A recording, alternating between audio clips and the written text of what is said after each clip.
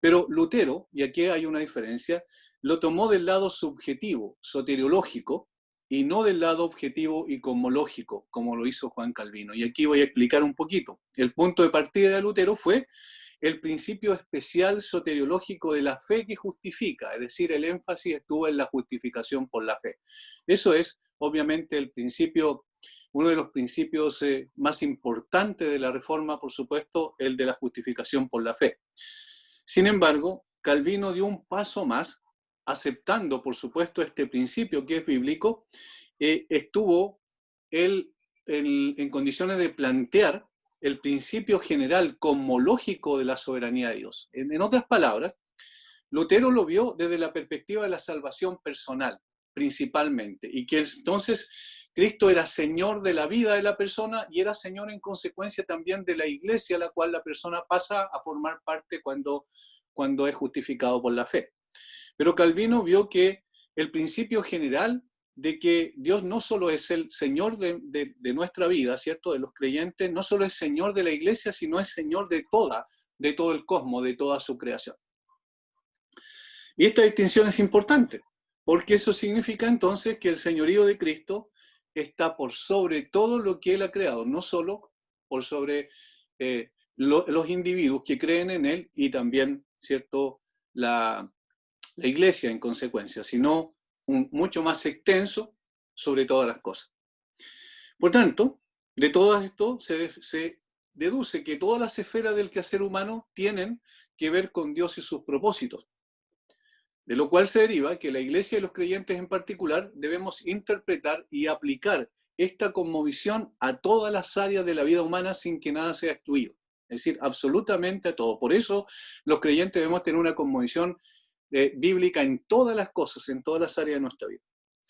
Dentro de estas áreas existen tres esencialmente, aunque, por ejemplo, Abraham Kuyper, que fue uno de los estudiosos posteriormente de Calvino, un holandés que fue pastor y que fue al mismo tiempo un político en Holanda, él desarrolló este concepto de las esferas que se llama, que es que cada una del quehacer humano tiene su propia esfera y en consecuencia tiene también sus propios límites, su propia jurisprudencia, para decirlo en términos del derecho. De todas estas esferas, tres son esenciales y son en las cuales queremos poner el acento esta tarde. Y es la esfera del Estado, de la Iglesia y la familia. En este sentido, quiero decir, el Estado, la Iglesia y la familia tienen sus propios límites, es decir, no son ilimitados ninguno de ellos en el buen entendimiento de que cada uno tiene su función particular dada por Dios.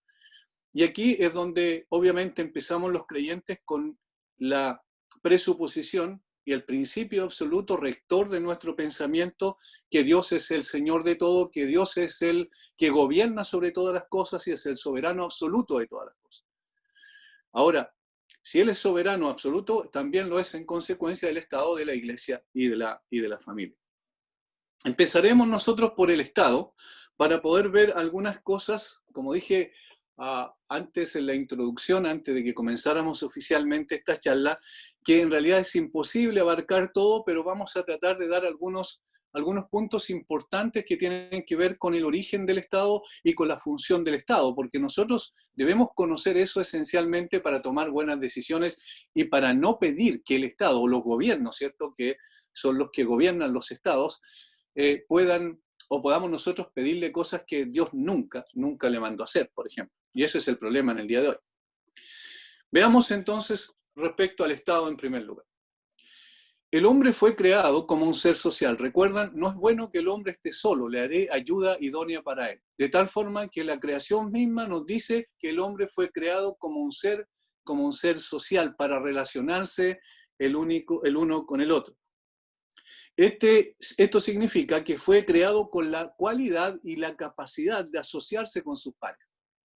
Mucho más adelante en la historia, el sabio griego Aristóteles calificaría al hombre como un sum politikon o un animal político. Así lo calificó Aristóteles. El hombre es creado del hombre y por su nacimiento es únicamente es unido, quiero decir, orgánicamente con la raza entera. Y esto es muy importante entenderlo. El hombre como individuo es, vamos a verlo más adelante, el hombre como individuo tiene su propia conciencia, de tal manera que la esfera más íntima es el hombre con el hombre, es decir, en cuanto a su conciencia, a su pensamiento, a su libertad, para poder decidir y para poder expresarse. Y es creado orgánicamente, ¿en qué sentido? En que naturalmente se reproduce. No es algo mecánico, es algo que naturalmente ocurre con el hombre y forma parte de lo que conocemos la raza humana. Juntos formamos una sola humanidad, ¿cierto? No solamente con los que viven ahora, sino también con los que vivieron anteriormente y los que vivirán posteriormente. Toda la raza humana es de una sola sangre, pero el concepto de estados, sin embargo, que subdivide la Tierra en continentes y cada continente en pedazos, ¿cierto? No armoniza con esta idea. Es contraria esta idea. Si somos una sola humanidad, ¿por qué estamos divididos en estados? Esa es la pregunta, ¿cierto? La primera pregunta que hemos de hacernos. ¿Qué es lo que pasó? ¿Por qué ocurre esto? Bueno, la unidad orgánica de la raza humana se realizaría políticamente solo si un solo Estado podría abarcar todo el mundo y si la humanidad entera sería asociada en un solo imperio mundial. Eso sería posible, sin duda, y al crear el Dios al hombre, esto se iba a producir naturalmente por medio de la procreación, se iba el hombre a aumentar en la tierra, iba a llenar la tierra, sin embargo, bajo la autoridad de un solo ser, que es Dios, su creador. Eso sería lo lógico, eso sería, digamos, la creación original daba para eso. Este es el ideal, políticamente hablando, pero es imposible de lograr. ¿Por qué razón? Y aquí vamos de la creación a la caída. Producto de la caída, esto es imposible de lograr. Por esta razón, todos los intentos del hombre de unir a toda la humanidad bajo un imperio mundial nunca se alcanzarán.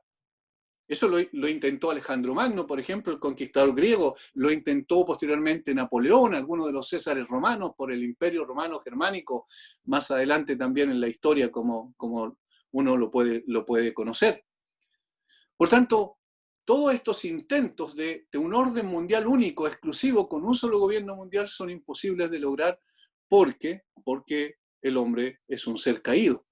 El pecado corrompió de tal manera su corazón que obviamente en forma natural se dividió y constituyó lo que conocemos como estados. También los esfuerzos internacionales cosmopolitas de la democracia social del presente, por ejemplo, en su concepto de unión son un ideal que en este momento nos encanta y nosotros decimos que bueno, ojalá todos podamos estar unidos, las canciones que se han hecho, ¿cierto? Y somos uno solo, ¿por qué estamos separados? Hay una canción por ahí de los Jaivas, el grupo chileno, que habla sobre eso. Sin embargo, eso es imposible, es simplemente una utopía. Pero, ¿por qué? Porque se intentan alcanzar lo inalcanzable, porque tratan de realizar el ideal sublime que de alguna manera está plasmado en el corazón humano en un mundo de pecado. El problema entonces es el pecado. Y allí entonces entendemos la razón de los gobiernos humanos. Aquí comenzamos a entender por qué existen los gobiernos humanos. Por tanto, podemos afirmar que el Estado o el gobierno humano no es natural, no es orgánico.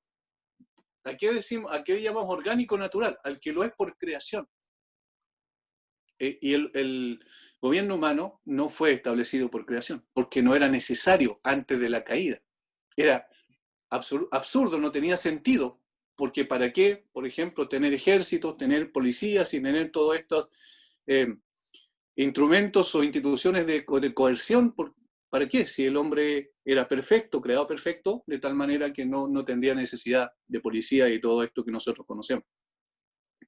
Por tanto, este instrumento que le llamamos gobierno humano, ¿cierto? Que es el que gobierna los estados, es algo mecánico, es algo que Dios estableció, fue instituido por Dios y este es el primer principio, por causa del pecado. Fue instituido por Dios por causa del pecado. Ahora, y esto es lo que muchas veces también los creyentes les cuesta entender, es que si el gobierno humano fue establecido, instituido por causa del pecado, entonces significa que todo gobierno humano, quiero decir, no puede ser perfecto. es falible. ¿Por qué? Porque está constituido por hombres pecadores. Y no ha existido ni existirá jamás un gobierno humano perfecto. Cada gobierno ejerce la autoridad dada por Dios. Por supuesto, Dios lo estableció, y aquí lo vamos a ver, las razones por qué lo estableció. Lo ejerce en forma defectuosa. De allí los autoritarismos,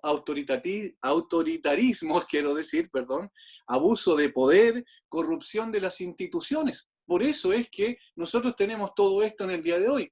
La razón principal es el problema del corazón del hombre. Como alguien dijo, el corazón del problema es, o el problema del corazón es el corazón del problema. Ahí está radicado el problema, por qué no tenemos gobiernos perfectos. Y si nosotros estuviéramos en el poder, tampoco haríamos gobiernos perfectos, porque somos imperfectos por naturaleza, por causa de la caída. Sin embargo, y esto nos lleva a entender el propósito del Estado, son necesarios para mantener a raya el impulso pecaminoso natural de la raza humana. Tratemos de imaginar qué pasaría si no hubiesen gobiernos que podrían ejercer su función coercitiva para frenar de alguna manera la maldad natural del hombre. ¿Qué es lo que pasaría? Hace un tiempo atrás, algunos años atrás, me acuerdo cuando en Argentina, creo que fue en Córdoba, los policías se encerraron en sus cuarteles, se acuartelaron por 1 o 2 días, creo, y lo que pasó fue una devastación total porque la gente salió a saquear todo lo que encontraba en su camino. De tal manera que el problema del hombre es que por el hecho de la caída necesita un gobierno humano que restrinja de alguna manera el impulso pecaminoso natural de su corazón. Y esa es precisamente la razón por la cual Dios estableció esta institución. Por tanto, hemos establecido este principio, solo el pecado hizo necesaria la institución de gobiernos. Ahora añadimos un segundo principio importante, que toda la autoridad de los gobiernos en la tierra se origina únicamente en la soberanía de Dios. ¿Por qué? Porque ¿quién lo estableció? Dios. Por tanto, esta es una institución creada por Dios posterior a la caída como consecuencia del problema del pecado para mantener a raya al ser humano, y esto es la gracia común de Dios que ejerce sobre todas las personas para poder evitar la debacle. En este sentido, entendemos bíblicamente los gobiernos humanos como instrumentos de esa gracia común de Dios para contrarrestar todo libertinaje y transgresión propio de la naturaleza pecaminosa del hombre.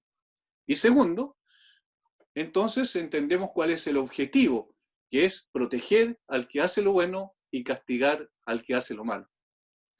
Y por eso es que los gobiernos humanos son servidores de Dios, dice el apóstol Pablo en Romanos 13, son siervos de Dios con el fin de preservar la creación contra la destrucción que traería si no existieran estos gobiernos humanos. Por eso es que se dice que no es orgánico, sino es mecánico. ¿Se entendió hasta ahí? En consecuencia, podemos afirmar sobre la base de estos principios lo siguiente, y esto es importante porque aquí vamos a la parte ya práctica, que Dios ha establecido todo tipo de gobierno, no solo el gobierno que tenemos, ¿cierto?, nacional, regional, local para nosotros, ¿cierto?, comunal, como le llamamos nosotros, sino todo tipo de gobierno. Él, entonces, no solo los ha creado, sino que les ha dado a cada una sus propias jurisdicciones, es decir, sus propias leyes, sus propias normas, para que dentro de esos límites puedan regirse. Que todos estos gobiernos son responsables ante Dios, finalmente, definitivamente son responsables ante Dios, y que entre estos se halla el autogobierno. Y aquí vamos al el primer principio de la libertad humana. ¿Qué es lo que significa el autogobierno? El autogobierno es la propia conciencia del hombre. El hombre es libre en su conciencia de tomar las definiciones que él establezca conveniente. Por supuesto, debiesen ser bajo la autoridad de Dios.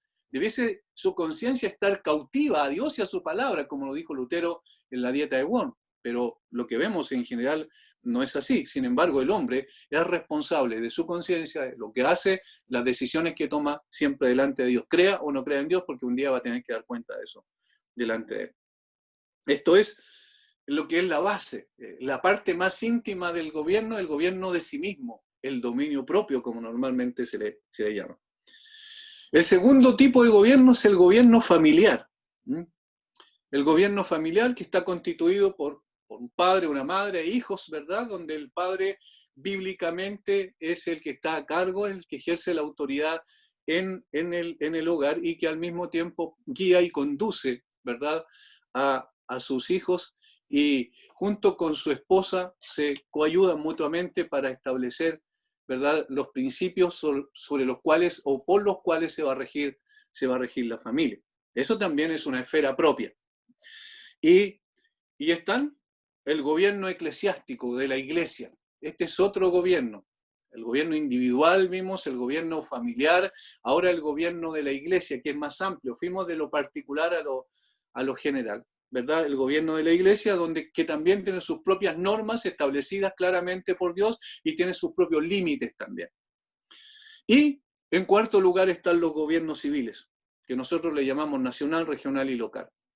Y que cada uno de estos gobiernos son limitados a sus respectivas esferas de acción conforme a la palabra de Dios. Eso es la cosmovisión bíblica de todos estos gobiernos. Cada uno es limitado a sus respectivas esferas de acción conforme a la palabra de Dios. Y ninguno de ellos puede pasar a llevar al otro. Y esto es importante, más adelante esperamos explicarlo mejor. Por tanto, los varios gobiernos, incluyendo el gobierno propio, la familia, la iglesia y el Estado, tienen diferentes jurisdicciones ordenadas por Dios que existen en el mismo tiempo y lugar y afectan a las mismas personas, que Dios desea que respeten esas jurisdicciones separadas y ordenadas para cada uno de ellos. Esto es un principio claro en términos prácticos. También podemos decir que Jesucristo, respaldando la separación jurisdiccional, por ejemplo, entre la Iglesia y el Estado presentada en el Antiguo Testamento, reconoció y respaldó la jurisdicción legítima, pero divinamente limitada del gobierno civil cuando nos ordenó: dad pues a César lo que es de César y a Dios lo que es de Dios. Ahí claramente están las dos esferas, Iglesia y Estado, si ustedes se fijan, ¿verdad?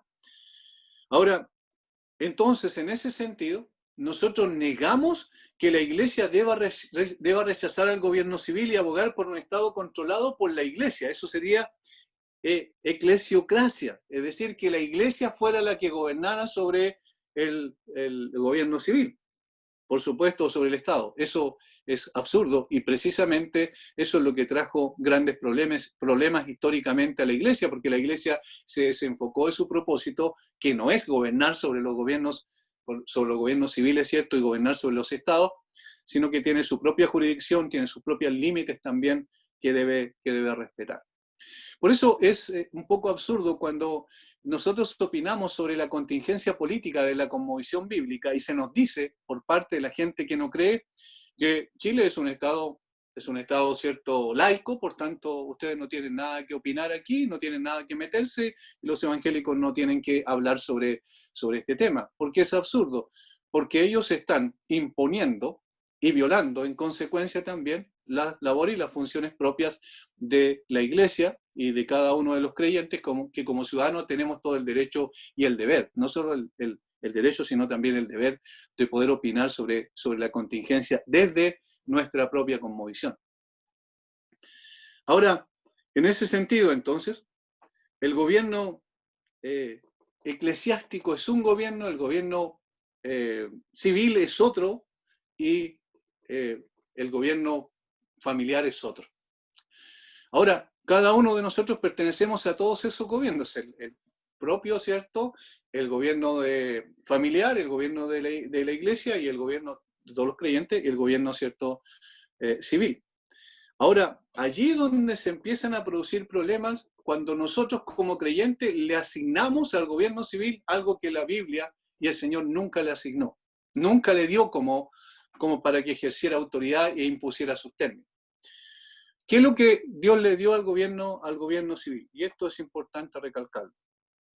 Los gobiernos civiles en todas partes Dios los estableció para que protejan los derechos ordenados por Dios.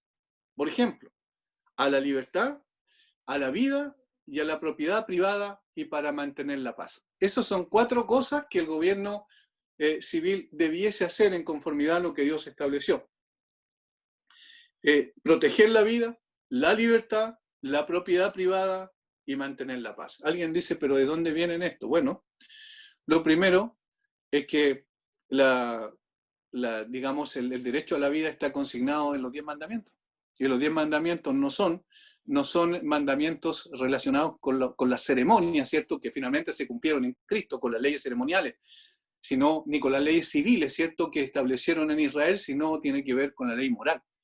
Por tanto, va más allá de la circunstancia de la relación con un pueblo en particular, sino que se extrapola una relación de Dios con la humanidad en general.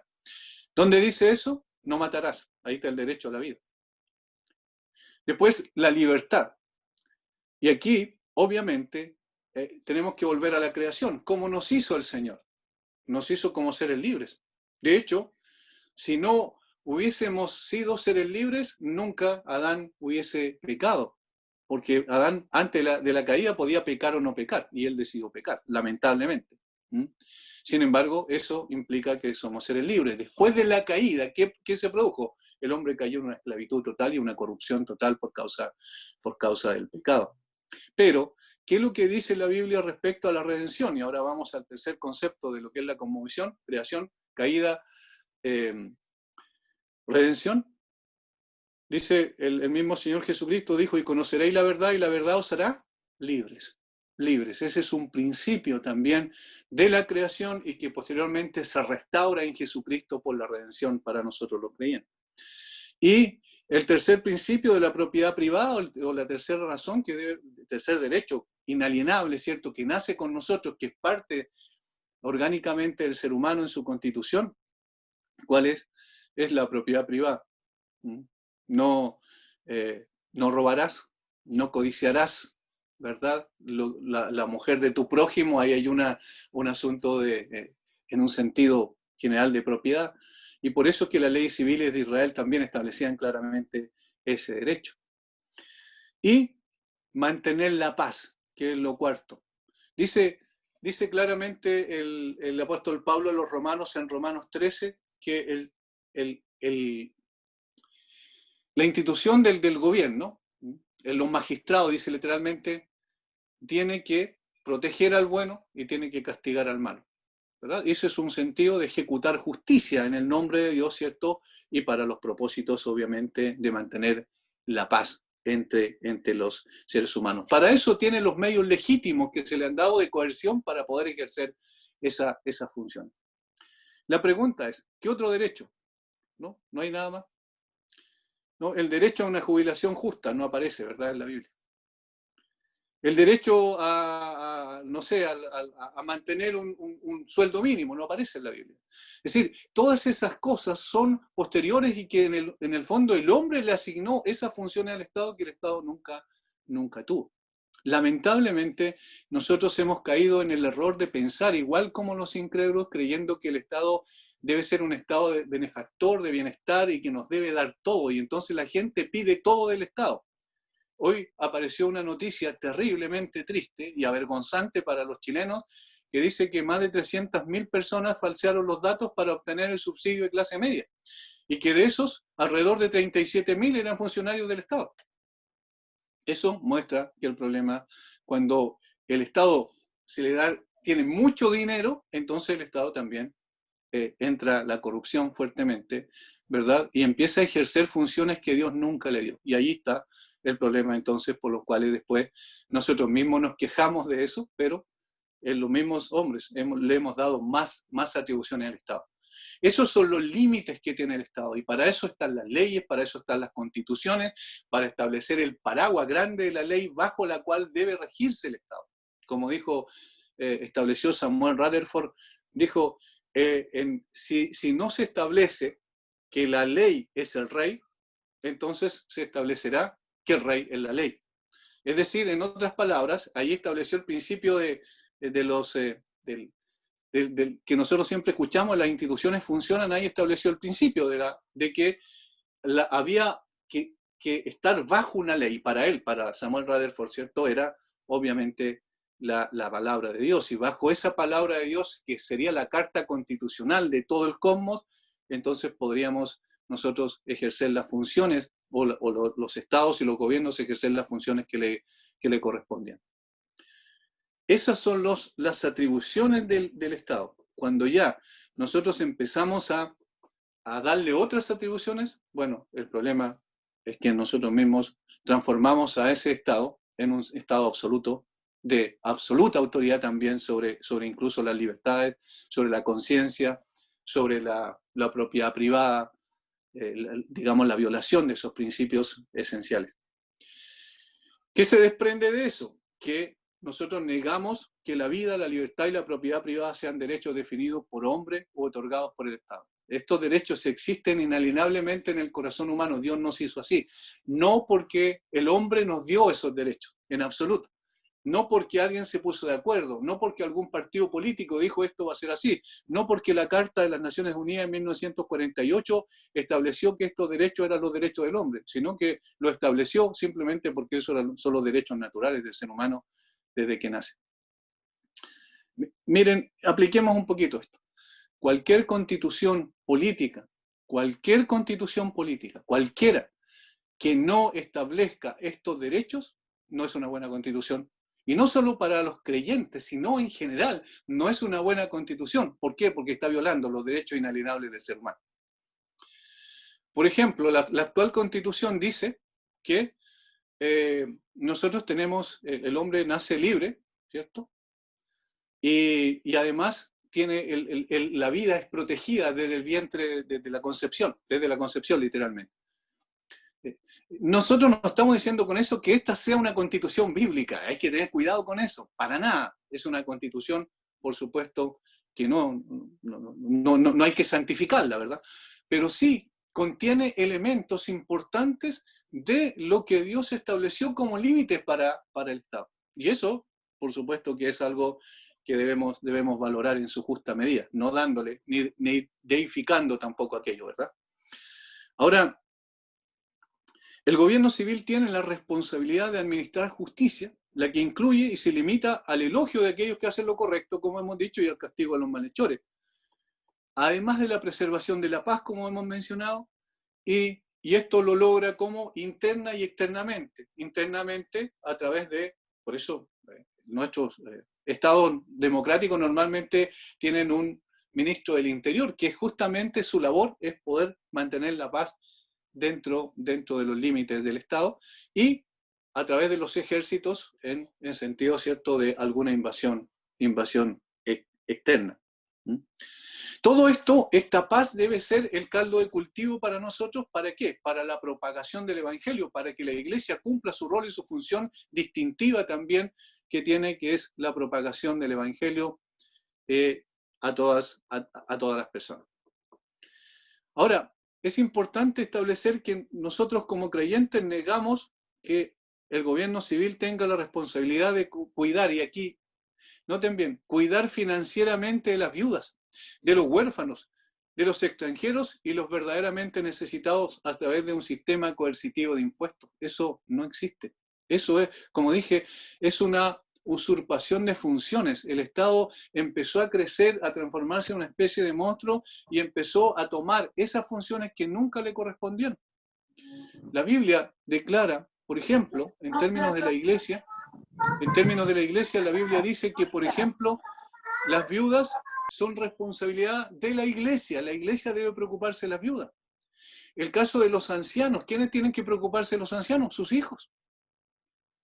Si como creyentes cumplimos esos parámetros establecidos por la Biblia, entonces no tendrían problema, ningún creyente podría tener problema en cuanto a sus viejos, porque obviamente sus hijos tienen la función de atenderlo. Eso está consignado en los 10 mandamientos también. La honra incluye eso también, incluye el cuidado, incluye la provisión material, incluye todo aquello. De tal manera que los gobiernos civiles no fueron establecidos para que hicieran estas funciones. Esto es resorte de los individuos, de las personas, de las familias, de las iglesias y de las asociaciones voluntarias. Por ejemplo, y en ese sentido la Iglesia Católica apuntó correcto, por ejemplo, con el Hogar de Cristo, o los hogares de ancianos que se han creado. Históricamente, los orfanatorios nacieron por causa del impulso de algunos creyentes que entendieron que la compasión también debía ejercerse para atender las necesidades de esas personas. Pero hoy, ¿a quién se le pide todo eso? Al Estado. De tal manera que finalmente el Estado es una especie de Dios. La gente ha deificado al Estado. porque le pide que eduque a los hijos, porque pide que le dé el trabajo, porque pide que le dé las pensiones, porque pide que le dé también, ¿verdad?, subsidios cuando está cesante, una cantidad de cosas increíbles que se le está pidiendo al Estado. ¿Y el Estado de dónde saca todo eso? De los impuestos de las mismas personas. Por tanto, el error es que nosotros caímos en general, es habernos tragado esa mentira de que el Estado tenía funciones ilimitadas. El gobierno que Dios estableció es un gobierno limitado, con esferas claramente definidas. Y salir de aquello implicaba entonces consecuencias como las que tenemos en el día de hoy. Ahora, ¿cómo nos relacionamos entonces los creyentes con el Estado?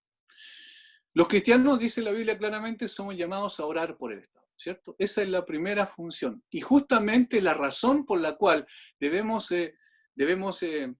orar por los gobernantes es para que vivamos quieta y reposadamente. ¿Se dan cuenta? Es decir, para que se cumpla la función de poder nosotros vivir quieta y reposadamente para propagar, obviamente, el Evangelio. Y la responsabilidad de los cristianos también es, y aquí es importante recalcar esto, es buscar una influencia piadosa en los gobiernos civiles, no para imponer nuestro punto de vista, no para que se produzca cierto, el gobierno de la iglesia, como dijimos anteriormente, sino influenciarlos a través de la predicación del Evangelio, confrontándolos con el Evangelio y la ley del Señor, y también, por supuesto, haciendo la labor profética de denunciar las arbitrariedades que se cometen. Alguien dijo, mantenerse alejado de la política o del proceso político es ignorar nuestra responsabilidad de ser sal y luz del mundo, que está consignado en Mateo 5, 13 al 16, y condenar a la sociedad a la corrupción, al juicio, al menos en la esfera política. Por ese concepto errado de la piedad, de la piedad personal, nosotros nos hemos apartado de todo esto. ¿Y cuál es la consecuencia? Como creo que Carlos Spurgeon dijo por ahí, la consecuencia es que las personas corruptas son las que están gobernando nuestros países. Nosotros hemos cometido un error ahí también al apartarnos completamente de esa responsabilidad. Es responsabilidad de todo cristiano como ciudadano mantenerse informado de los temas, candidatos y tendencias en sus gobiernos civiles en todos los niveles. Negamos que las iglesias locales estén cumpliendo su responsabilidad de ser sal y luz en su sociedad, sino están manteniendo sistemáticamente, escuchen bien, informados a sus miembros de las amenazas a su pueblo y a la continuación del ministerio de sus iglesias que provienen de males tales como el estatismo invasor, el estatismo, ¿cierto?, que es obviamente un Estado que se apodera de otro, el estatismo invasor, el estatismo que crece en el sentido que le damos todas las funciones que el Estado haga cuando son funciones que nosotros debiéramos hacer, de la decadencia moral de la sociedad y del Estado, de la manipulación de los medios de comunicación por parte también de los gobiernos corruptos y también de las ideologías perniciosas y destructivas como el comunismo o el nazismo, que ocurrieron, ¿cierto?, estas dos grandes males en la historia de la humanidad en el siglo XX. De tal manera que no tiene nada de malo y no nos estamos metiendo en política partidista cuando nosotros como hijos de Dios, entonces estamos... perdón, tuve ahí un pequeño problema. Cuando nosotros como hijos de Dios estamos denunciando, ¿verdad?, las arbitrariedades de una ideología totalitaria y destructiva. Por tanto, todas estas relaciones deben producirse entre nosotros y el Estado. Ahora, yo quiero hacer un recorrido histórico lo más general posible porque no tengo el tiempo para desarrollarlo completamente. Pero estos estados, estos gobiernos y la forma en que se establecieron cuando se ejercieron correctamente trajo prosperidad a los países en términos generales.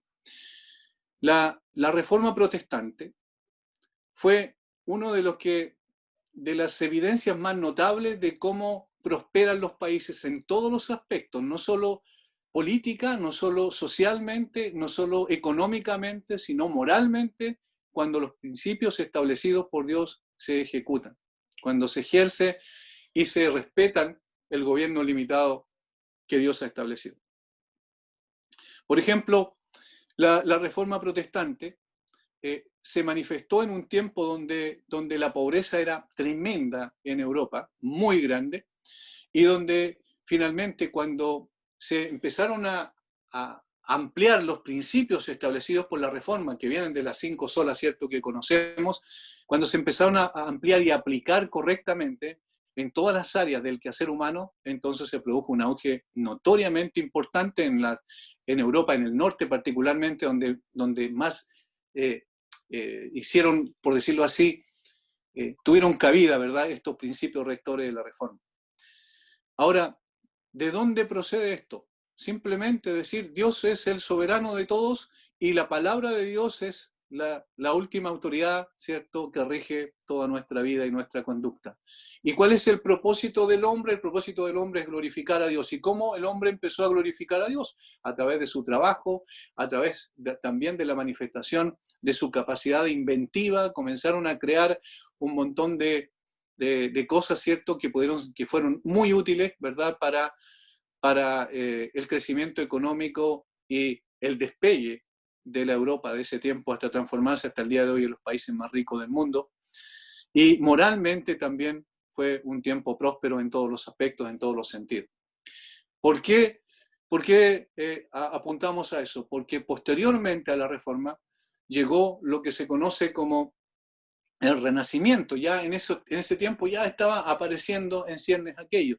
Sin embargo, uno de los movimientos que surgió de la Reforma, o sea, unos movimientos que surgió del Renacimiento, quiero decir, fue el movimiento de la Revolución Francesa, que en 1793 comenzó, y si nosotros leemos la historia nos damos cuenta de que fue un reino de terror terrible a través de Robespierre y otras personas que establecieron un gobierno que es totalmente contrario a lo que Dios había establecido como sistema de gobierno. Eso es donde se supone que la soberanía popular tuvo el control. Esto se originó en términos horizontales en la indignación ante los abusos de la monarquía. La noble defensa de los derechos y libertades del pueblo, ¿cierto? Porque los abusos de la monarquía eran una realidad, pero la verdadera razón del fondo de esta destrucción de la monarquía para establecer un gobierno fue establecer un gobierno sin Dios bajo la soberanía del hombre. Esa fue la razón principal. La razón principal, la base de la Revolución Francesa fue establecer un gobierno sin Dios bajo la soberanía del hombre. La razón, vistieron a una mujer como la establecieron, ¿cierto?, a una actriz como una especie de diosa de la razón, la llevaron a la Catedral de Notre Dame, la levantaron, la alzaron y la adoraron como lo que el hombre necesitaba para entonces se transformaron en idólatras colocando la razón en el lugar de Dios, la razón del hombre, por supuesto. El fundamento filosófico de la Revolución Francesa es que ignoró a Dios, se opuso a Dios y se fundamenta sobre el hombre y nada más que el hombre. Es inmanente, es decir, se olvida completamente de todo lo trascendente. Su primera declaración es ni Dios ni maestro. El hombre está en el trono, la voluntad del hombre determina todo, el poder y la autoridad se originan en el hombre, la soberanía total recae en el hombre, colectivamente hablando, en el pueblo, como se le llamó. Y es una soberanía entonces completamente atea. Ellos dejaron completamente a Dios de lado, totalmente distinto a lo que pasó con la Reforma. Uno de los filósofos más importantes de la Revolución Francesa, llamado Diderot, el filósofo ateo más influyente de la Revolución Francesa, que era el escritor favorito de Karl Marx, interesante la relación que hay, y una de sus famosas frases, donde expone sin ruborizarse su odio al cristianismo es: y con las tripas del último sacerdote estrangularemos al último rey. Noten lo que él dice. Con las tripas del último sacerdote estrangularemos al último rey. Es decir, vamos a destruir al cristianismo y entonces vamos a derrocar y destruir completamente cualquier tipo de monarquía también. Esta Esta Revolución Francesa fue todo lo contrario al gobierno que Dios había establecido, a los gobiernos limitados que Dios había establecido. Posteriormente, los filósofos alemanes, entre ellos Hegel, influenciaron para que los alemanes dijeran, no, eso no es correcto, la soberanía popular no es correcta. Y entonces ellos establecieron la soberanía del Estado. Y en este sentido, lo que hicieron fue cambiar la forma, pero establecer un tipo de gobierno igualmente ateo, sin Dios, producto del panteísmo filosófico alemán. El Estado se convierte en un concepto místico de esa manera. Todo está bajo el Estado, todo debe inclinarse ante su voluntad. Todo derecho trascendente se deja de lado, Dios no importa, lo que importa es el Estado. Y allí hay dos manifestaciones de ateísmo que dejan fuera a Dios y que finalmente terminan obviamente en condiciones no adecuadas. Quienes siguieron a la Revolución Francesa, pero de una manera muy cercana, de hecho Lenin levantó, cuando la Revolución Bolchevique en 1917 se estableció, Lenin levantó una estatua de Robespierre, en adoración, ¿cierto? O mejor dicho, en reconocimiento, en honor a uno de los hombres que llevó a lo que se conoció como el terror, el estado del terror, ¿cierto? El tiempo del terror en la Revolución Francesa, que finalmente él fue muerto en la misma guillotina que había usado para asesinar a muchos opositores. Por tanto, hay dos solamente tipos de gobierno, ¿verdad?, que se derivan digamos que nosotros podemos entender que tienen dos cosmovisiones totalmente distintas. La cosmovisión cristiana y la cosmovisión humanista. La cosmovisión humanista dio lugar a la Revolución Francesa y eso trajo como consecuencia también la Revolución Bolchevique y eso trae como consecuencia todo lo que posteriormente tenemos. Ahora, aquí debemos hacer una aclaración. No existe un Estado cristiano y no existirá un Estado cristiano hasta que Cristo regrese y establezca su reino. Eso es evidente. No existirá un Estado cristiano, por tanto nosotros no tenemos que luchar para que exista un Estado cristiano. Eso es lo primero. Pero sí debemos reconocer que si el Estado se limita a las funciones que Dios estableció, ese va a ser un buen Estado. Por tanto, cuando nosotros opinamos y decimos nosotros que quisiéramos esto como creyentes y alguien nos dice ustedes no tienen que opinar porque se trata del bienestar de todos, bueno, eso es lo que nosotros estamos pretendiendo, el bienestar de todos, pero a través de una cosmovisión diferente como es la cosmovisión y de lo que es en consecuencia también la familia, ¿verdad? Y lo que es igualmente la iglesia. La iglesia tiene su propia jurisdicción. Eso nosotros lo mencionamos al pasar, hace un momento atrás. Tiene su propia jurisdicción. Tiene sus propios liderazgos, establecido por Dios, no por el hombre.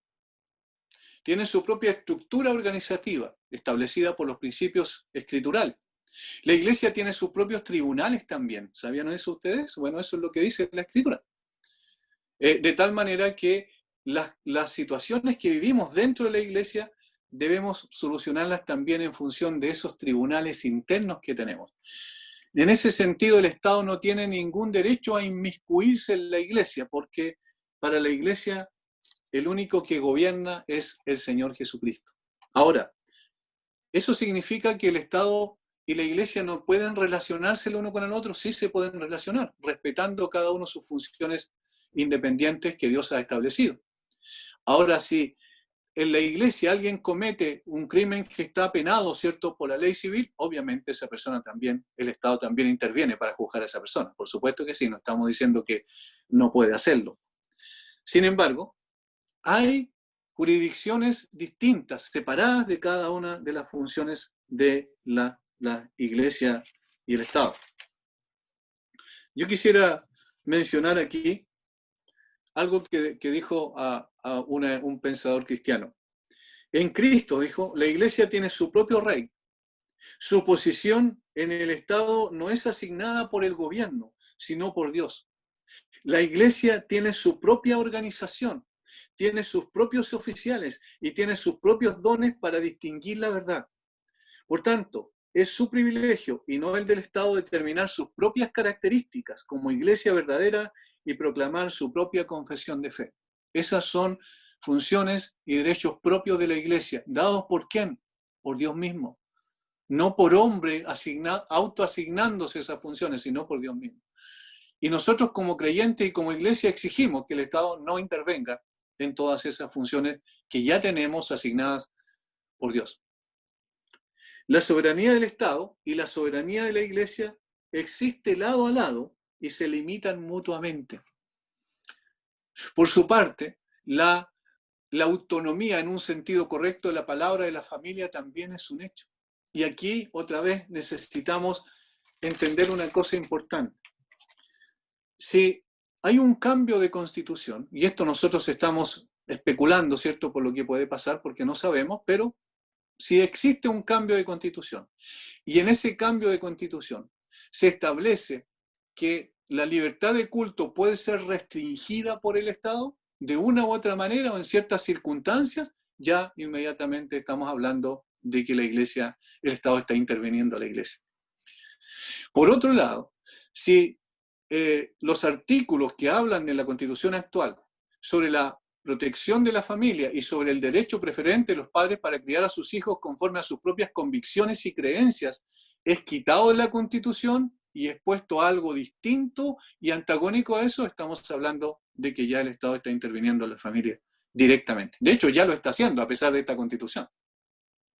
Sin embargo, un marco general, una carta magna general, obviamente va a dar mucho más lugar todavía a que esto sea una realidad.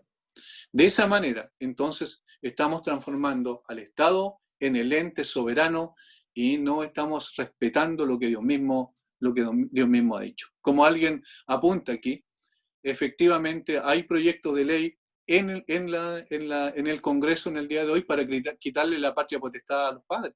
Y esto está avanzando, pero muy, muy, muy rápidamente.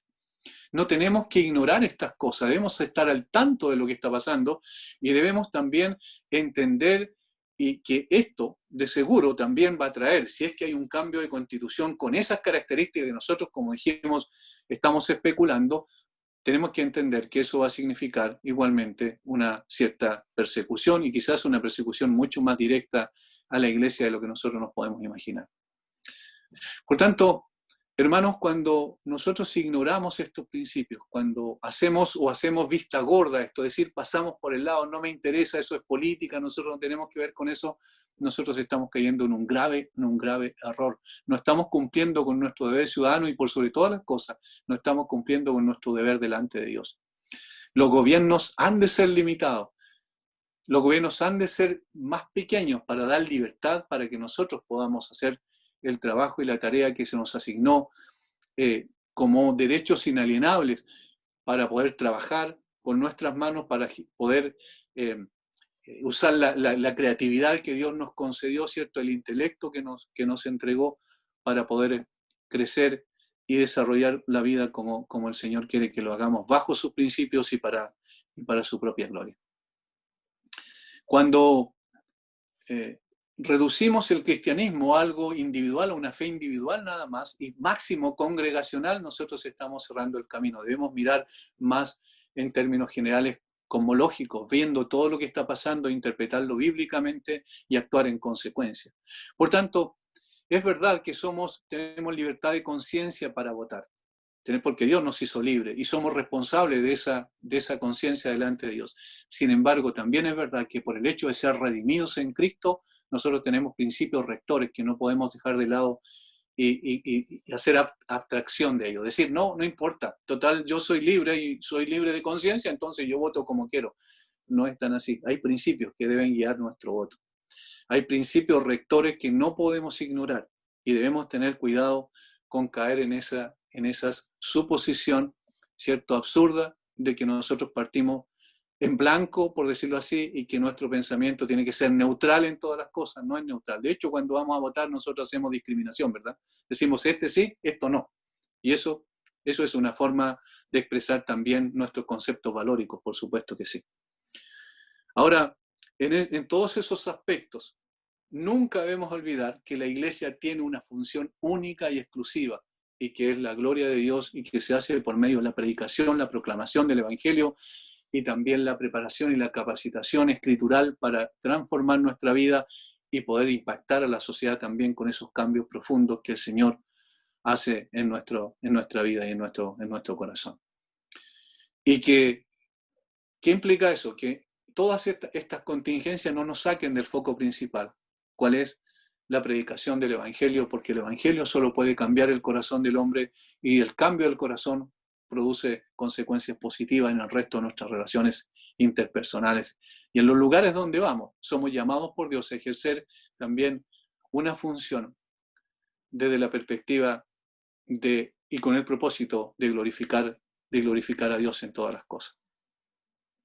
Yo sé que no es algo exhaustivo lo que hemos visto, pero son algunas pinceladas que es bueno tener en cuenta al momento en que hemos de poder tomar las decisiones importantes, ¿cierto?, que están muy cerca nuestro aquí en unas semanas más. Que el Señor les bendiga y que cada uno, por supuesto, pueda, o las personas que quieran y puedan hacerlo, hagan también una contribución, si gustan, o alguna pregunta, alguna consulta respecto al tema. Muchas gracias, pastor. La verdad, como usted decía, un tema demasiado amplio y que cada uno por sí mismo daría para más de una charla, obviamente. Así que muchas gracias y ahora abrimos el tiempo de preguntas, de contribuciones. Veo comentarios en los chats, pero no son preguntas en sí, más bien son comentarios. Entonces, no sé si alguien que estuvo participando en el chat quiera compartir algo. Veo ahí el hermano que... Sí, adelante, no. Sí, mi nombre es Nicolás Figueroa. Estaba cambiado el nombre, no me di cuenta cuando entré, así que les saludo a todos acá. Yo soy del lugar de La Unión. Y Perfecto. hace como un par de meses comencé a seguir a través de redes sociales. Se silenció. El micrófono. Sí. Se silenció. Ahí sí. Ahí sí. Sí. Como estaba diciendo, hace algunos meses comencé a seguir al pastor Iván y me pareció interesante poder participar de esta charla. Y bueno, voy a hacer una consulta con respecto a lo que estamos viendo hoy día. Nuestro pastor explicaba que cada gobierno en particular, en este caso el Estado, la Iglesia y la familia, tienen un rol particular y tienen sus límites cada uno. Y recién el pastor nos decía que el gobierno ya está traspasando ciertos límites, tanto como para la Iglesia y como para la familia.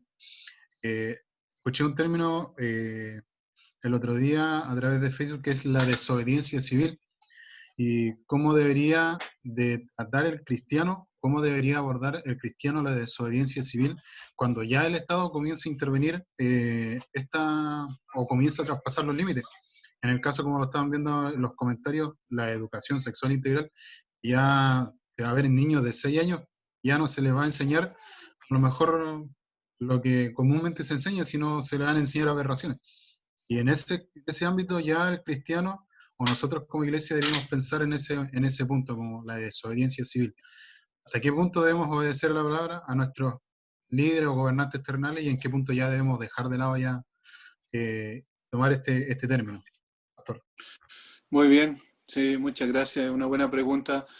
La verdad es que hay diferentes opiniones al respecto, pero es interesante que la Biblia, por ejemplo, en el caso de la Biblia, los principios que se establecen para la desobediencia civil son dos esencialmente en ese caso.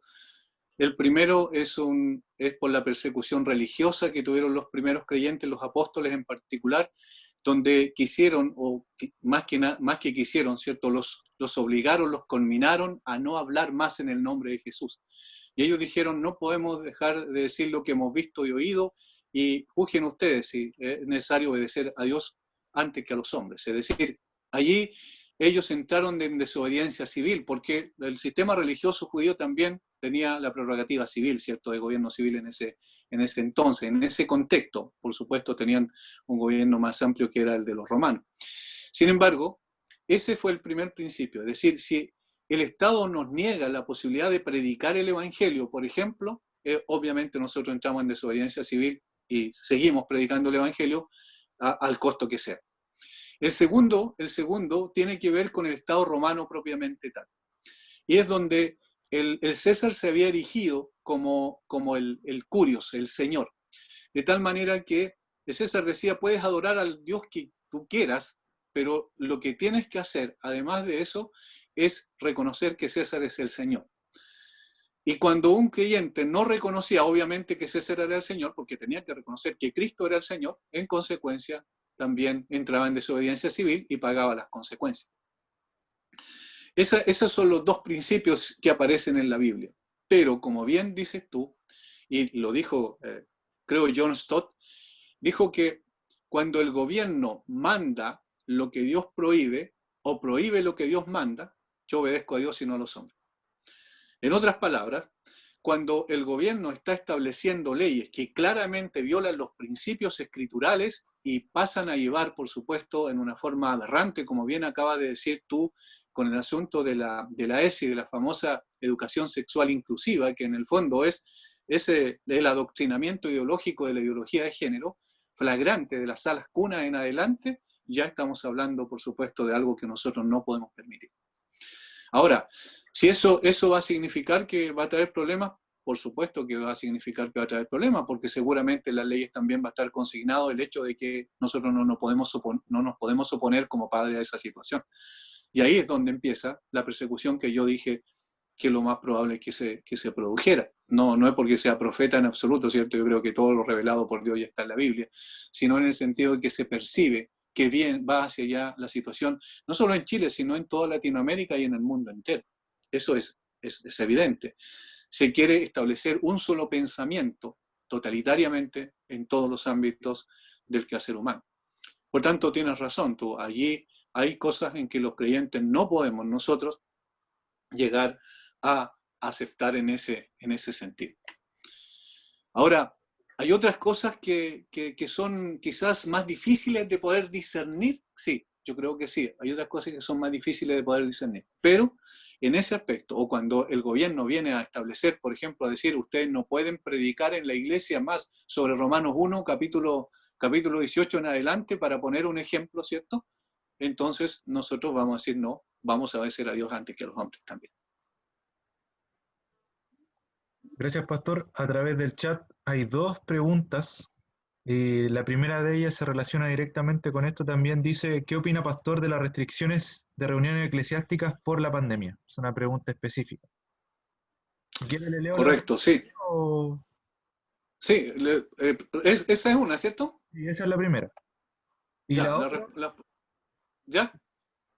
y la otra habla, es Daisy Urra, dice, ¿hasta qué punto nos debemos oponer a legislación que va contra nuestros valores cristianos? Y aquí pone como por ejemplo el matrimonio homosexual, el aborto, etcétera.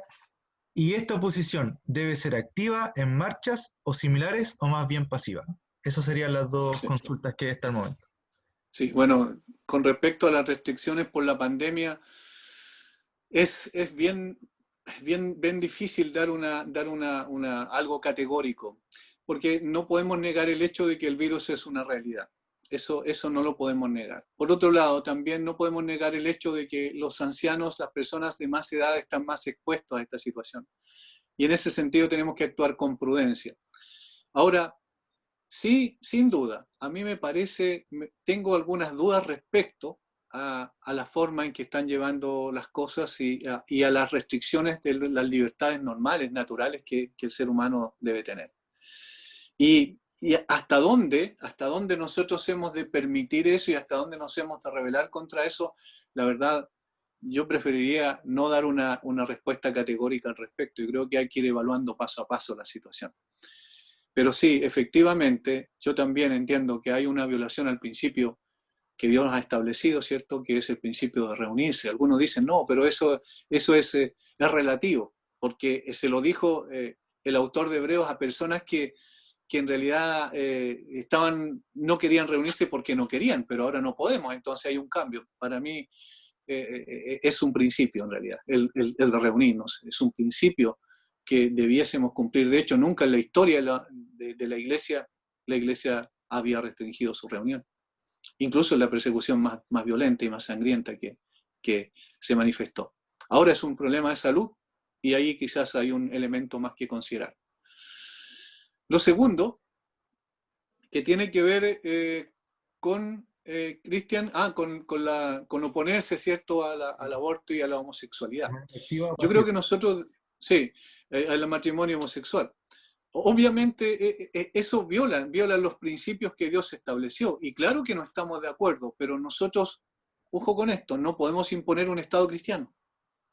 Yo mencioné hace un rato atrás, hay ciertos límites, jurisprudencia, ¿cierto?, a ciertas reglas, ciertas normas que como iglesia nosotros tenemos, y tampoco podemos imponerle al Estado, al gobierno, la manera en que nosotros queremos que se hagan las cosas. Eso no puede ser una imposición. Lo que sí, nosotros debemos levantar la voz profética en ese sentido, en el buen sentido de la palabra, de denunciar todas aquellas cosas que están ocurriendo. Debemos ser claros al respecto. Debemos decir, Dios no está de acuerdo con esto, y yo estoy de acuerdo con lo que Dios dice, y en consecuencia tampoco estoy de acuerdo con esto. Pero no podemos imponer también nuestro pensamiento, ¿cierto?, y nuestra forma de proceder y nuestros principios de esa manera al Estado en general. Respecto al aborto, obviamente hay una situación aberrante ahí, porque el aborto es directamente es un asesinato de una persona, de un ser humano, aunque hoy en el día de hoy no le llaman persona, sino un montón de células y una serie de otras descalificaciones, ¿cierto?, de la manera en que se dirigen o se refieren al bebé que está en gestación, que está en formación. Por supuesto que eso es algo aberrante, pero es donde otra vez necesitamos levantar la voz y decir, eso va a traer consecuencias, porque Dios es un juez justo y no va a dar por inocente al culpable, evidentemente. Ahora, en la forma en que nosotros participamos, ahí yo quisiera hacer una diferencia. La iglesia tiene una función particular, específica, dada por Dios en las Escrituras.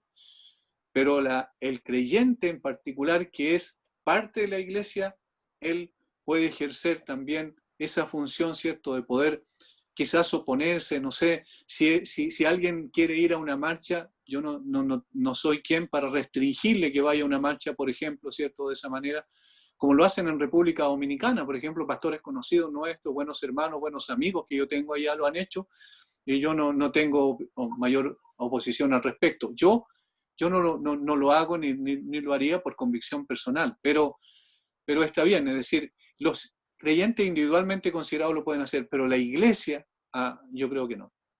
La iglesia no tiene esa función, la iglesia tiene otra función y nosotros no debemos desviar a la iglesia de esto.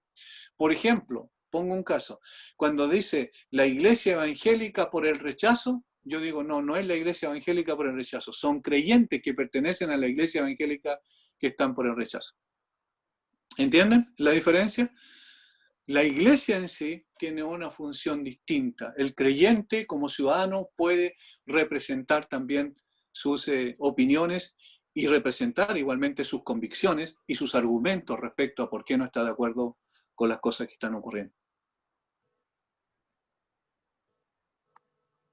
¿Podría aportar algo? Sí, por supuesto, hermano Cristian. Sí, creo que más que pasiva, como viene argumentada la pregunta de la hermana Daisy, que yo la entiendo, y igual me he hecho esa pregunta hartas veces, creo que es una pregunta que todos nos hacemos, más bien es una forma pacífica, pero nunca pasiva, porque la actitud del creyente es siempre activa. Y somos activos, por ejemplo, mediante nuestro sufragio, mediante el voto.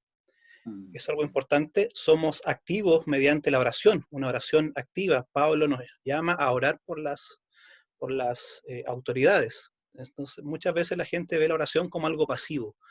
Alguien que entiende la oración como algo pasivo es alguien que no entiende qué es lo que es la oración.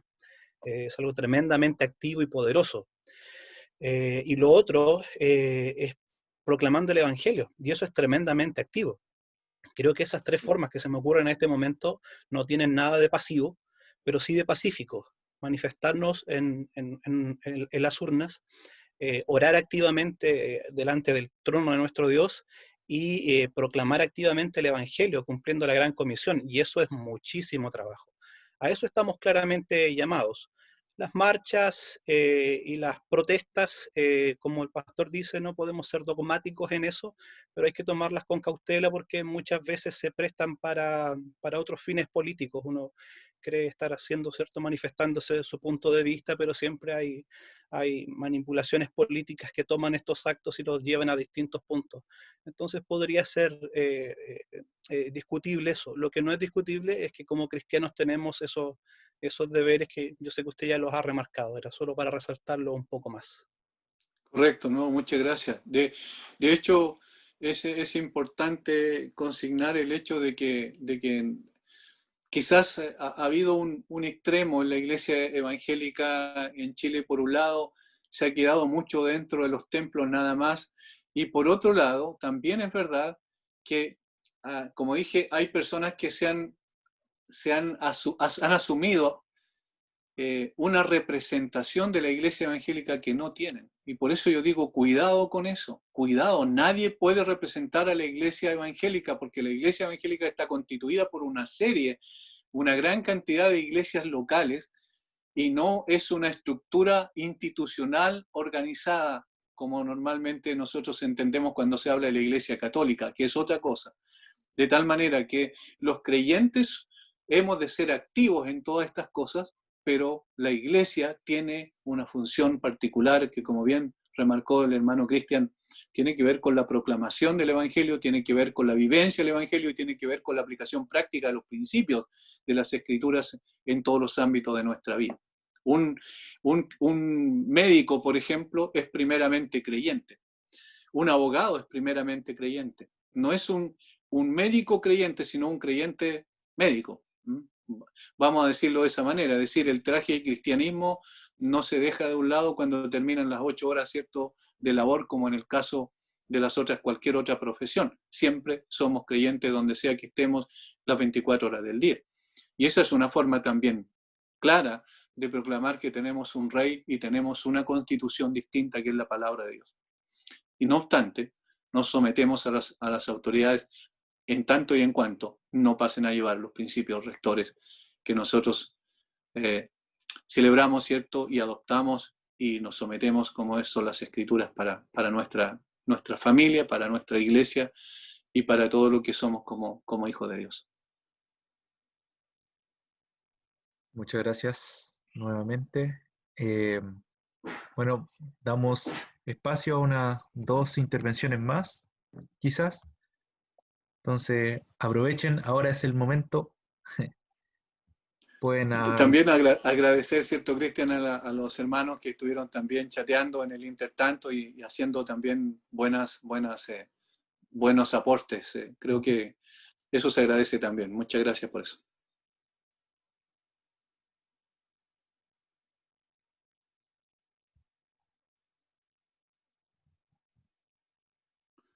Sí, si no hay nadie más, yo quisiera... Hermano Isaac. Isaac. Sí. Ya lo estábamos echando de menos. Sí, estoy con otro nombre hoy día. Buenas noches a todos los demás. Yeah. Bendiciones. Un agrado escuchar esto. Además de un tema tan que nos pone en la palestra, nosotros acá como familia hemos estado también deliberando, tomando posición sobre este asunto, porque como hemos venido hablando en todas las charlas, creemos en un Dios soberano, creemos que el Señor tiene control de todas las cosas y que de alguna manera que no conocemos, todo se provoca, bueno, salvo el pecado, aunque Dios también lo permite, pero no lo causa. Pero todas las cosas nosotros las miramos desde la perspectiva de la soberanía del Señor y lo que está ocurriendo, en ese punto estamos como familia. Lo que está ocurriendo pensamos que es una tremenda oportunidad si no ahora, ¿cuándo?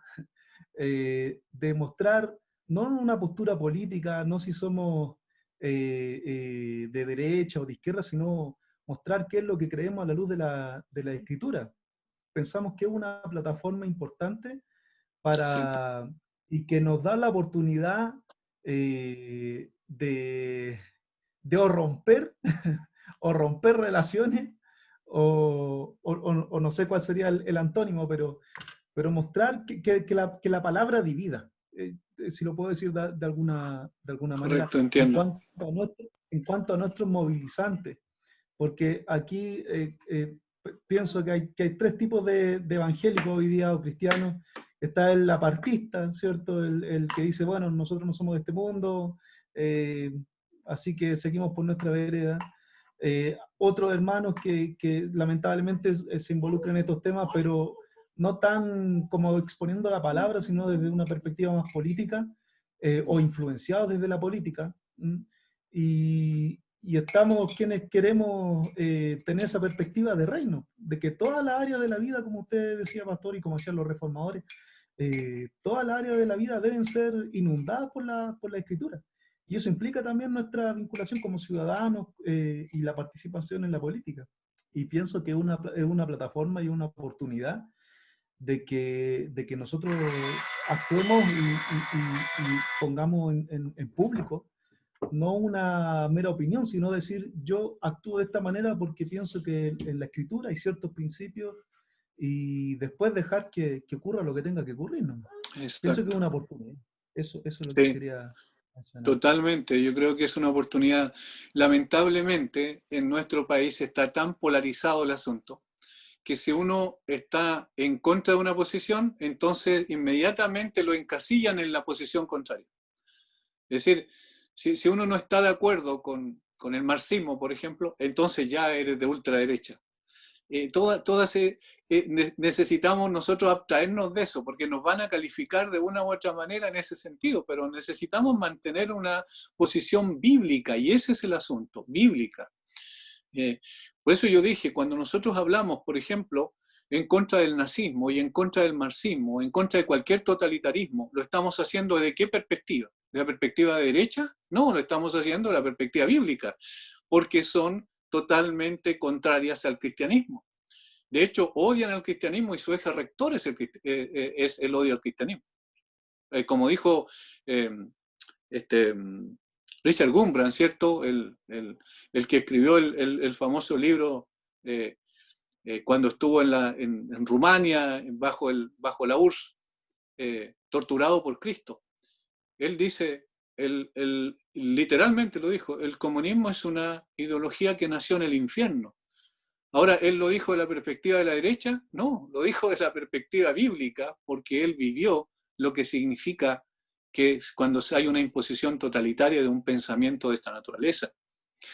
Por tanto, no tenemos que tener miedo de decirlo, no tenemos que tener temor de decirlo, porque obviamente, todas estas cosas están en contra de lo que Dios ha establecido. ¿Eso significa que el otro sector es cristiano? No, en absoluto. No estamos diciendo eso para nada, bajo ninguna circunstancia.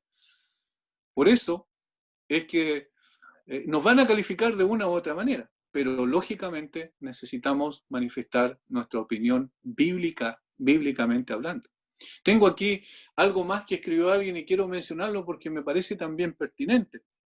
Dice, Dios define la justicia.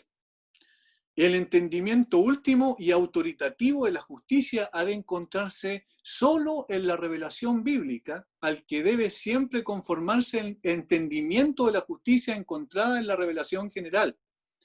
Negamos que la justicia haya de ser redefinida por el Estado y que el Estado pueda imponer en la sociedad de manera justa y legítima definiciones de la justicia cada vez más arbitrarias y siempre en evolución. ¿Qué significa eso? Que obviamente la justicia como nosotros la escuchamos en el sistema político no es la justicia como nosotros la vemos en las Escrituras. Y nosotros tenemos que decir, la justicia no es como la plantea el sistema político, y no abanderarnos, decir, no, la justicia que estos dicen, esta es justicia, la otra es injusticia. No, debemos verlo desde el punto de vista de las Escrituras. Y debemos evaluarlo a partir de las Escrituras. ¿Cuál es la justicia? Bueno, Dios la define en su palabra. ¿Entienden? Entonces, no es abanderarse por uno u otro lado, sino que simplemente decir lo que las Escrituras han establecido claramente. Y por supuesto, a todo aquello que Dios opone, yo me opongo. Ese es el sentido de un verdadero creyente, ¿verdad? Y todo lo que Dios ama y establece como correcto, yo también lo amo y establezco como correcto. Gracias, pastor. Le damos la palabra al hermano que participó hace un momento. Perfecto. Para la otra reunión voy a cambiar mi nombre. No, lo que dice nuestro pastor, o lo que estaban mencionando recién, es que el problema no es que si nuestra tendencia vaya o hacia derecha o hacia izquierda. El problema radica en que nosotros como cristianos no somos bíblicos, llamando de una Correcto. manera grande. Más que cuando un hermano dice, oye, no estoy de acuerdo con esto, tú eres de derecha, tú eres de izquierda. No, el problema es que nosotros no nos damos a conocer que nosotros como cristianos debemos ser bíblicos, y eso genera controversia en las demás personas. La Así tendencia de la es. iglesia, lo que vemos hoy en día es que está yendo más por una, no sé si lo decía el hermano Cristian antes, va por una tendencia más política, por una perspectiva bíblica. Y ahí es la raíz del problema de todo lo que vivimos hoy en día. Escuchaba a un pastor que decía que el enemigo está a favor del apruebo, del rechazo, lo que estamos viendo hoy. La apruebo porque se van a constituir o se van a formar leyes que van inmorales y que van en contra de la palabra de Dios.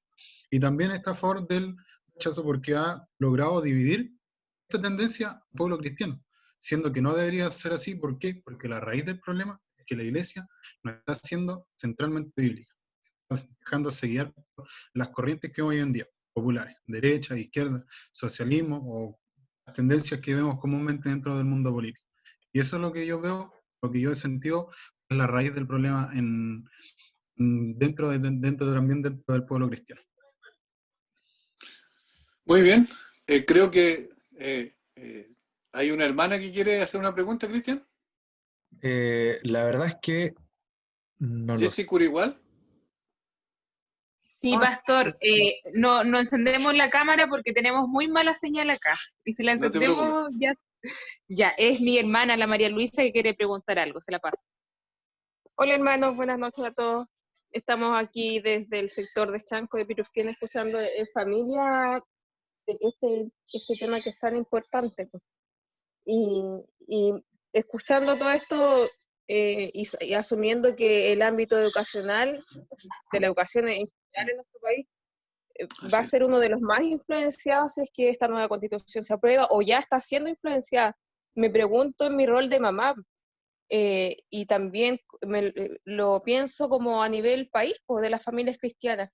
¿Cuál debería ser nuestra postura o lineamiento a través de lo bíblico en esta influencia en la educación? Pues nosotros, a la larga, ¿qué deberíamos optar por sacar a nuestros hijos de los colegios o así de radical? Bueno, en este momento lo que nosotros estamos haciendo con nuestros niños es irle hablando de lo que bíblicamente corresponde y de lo que no, pero viendo que la influencia es cada vez más extrema, pues, sobre todo en esto del ámbito de la sexualidad y de todas estas cosas que se plantean que son fuera de lo que nosotros esperamos o de lo que aprendemos desde la escuela dominical y todo eso. La pregunta en sí, ¿cuál sería la postura que deberíamos nosotros asumir como familias, como padres cristianos frente a esta situación?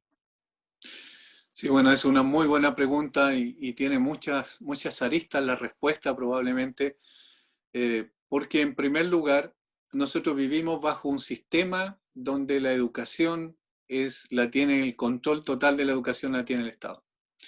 Vivimos bajo ese sistema. No debiese ser, porque la educación es parte de la familia debe educar a sus hijos. De hecho, vemos principios bíblicos al respecto en ese sentido. Hay hasta el momento, ¿cierto?, el sistema escolar estatal que conocemos, el sistema, bueno, yo creo que usted conoce muy bien ese ámbito, pero más allá de eso, lo que lamentablemente está ocurriendo hoy y que va a acrecentarse probablemente en una forma mucho más grande en lo sucesivo, va a ser el control que se tiene sobre los niños. Y el control que se tiene sobre los niños empezó fuertemente a través de la masificación de las salas cunas universales hace un tiempo atrás, un buen tiempo atrás, en el primer gobierno de Michelle Bachelet, me recuerdo. Donde la gente pensaba que eso era algo muy bueno y que era algo pero que iba a beneficiar a tantas personas, pero se le estaban entregando a los niños a la más tierna edad al Estado.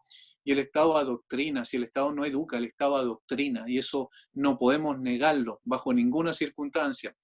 Ahora, antes eran las universidades nomás, pero ahora ya desde la básica, incluso desde las salas cunas, empiezan a adoctrinar a los niños, a meterles un montón de cosas en su cabeza.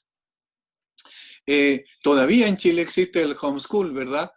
Ahora, varias personas están diciendo que usan ese sistema, están diciendo que lo más probable es que una nueva constitución pueda eliminar esa posibilidad para que precisamente la patria potestad no recaiga en los padres en todo sentido, en sentido práctico también de educar a sus hijos conforme a sus convicciones.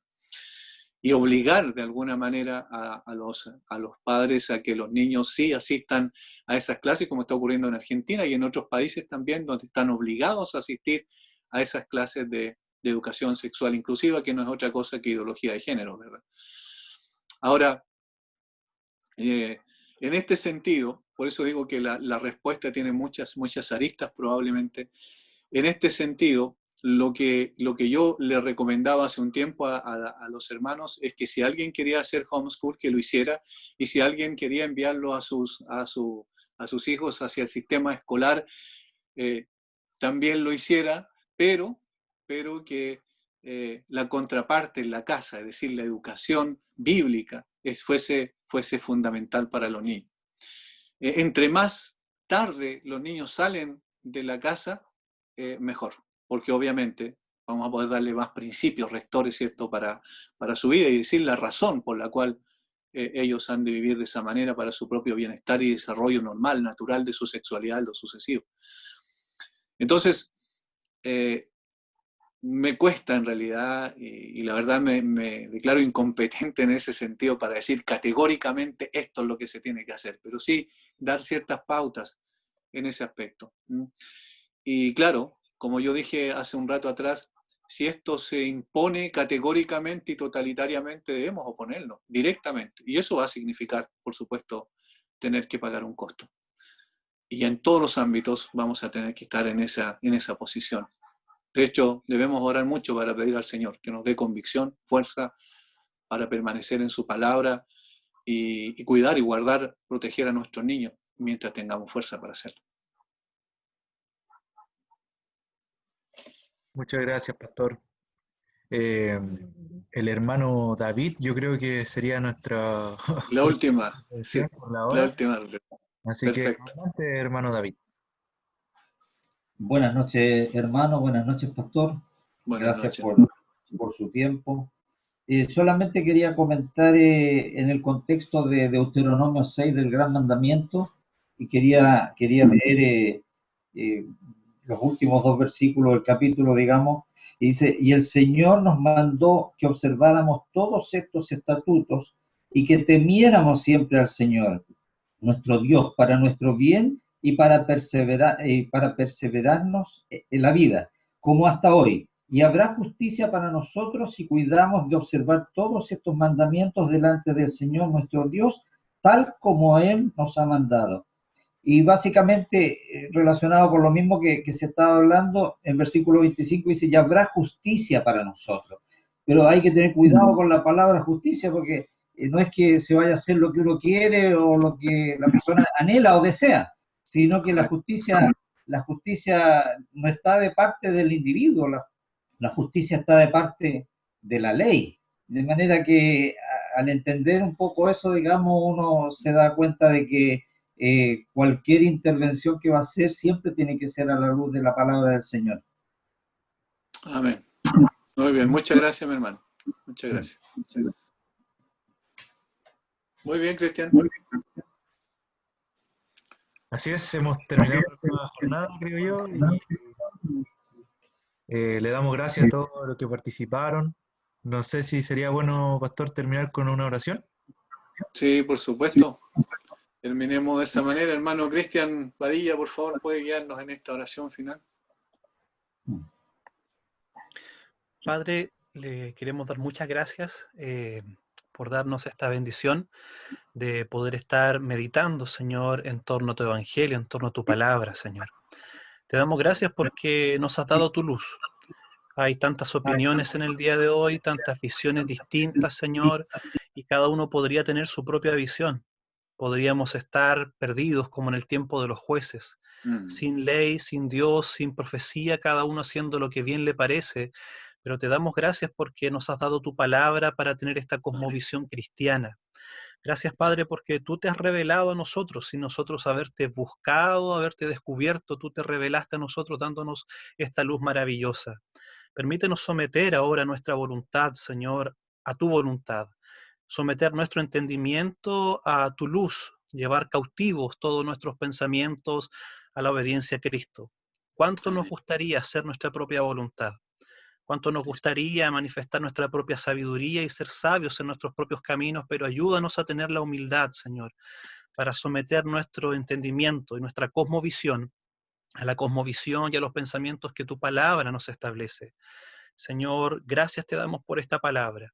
Permite que no sea solo una conversación, permite que no sea solo algo que llene nuestro cerebro de información, Padre, sino que permite que estas charlas sean una instancia de adoración, en la cual nuestros corazones sean expuestos a la verdad de tu palabra, la verdad transformadora de tu palabra. Permítenos, Señor, que en esta contemplación de tu gloria nuestras vidas sean transformadas, Señor. Bendice a tu iglesia. No sabemos qué va a resultar más adelante. No sabemos qué va a resultar de este proceso del 25 de octubre. No sabemos qué leyes van a venir más adelante. Lo que sí sabemos es que tú eres fiel. Y sabemos que tú prometiste que edificarías a tu iglesia y que ni siquiera las puertas del Hades prevalecerían contra ella. Esa es nuestra confianza, Señor.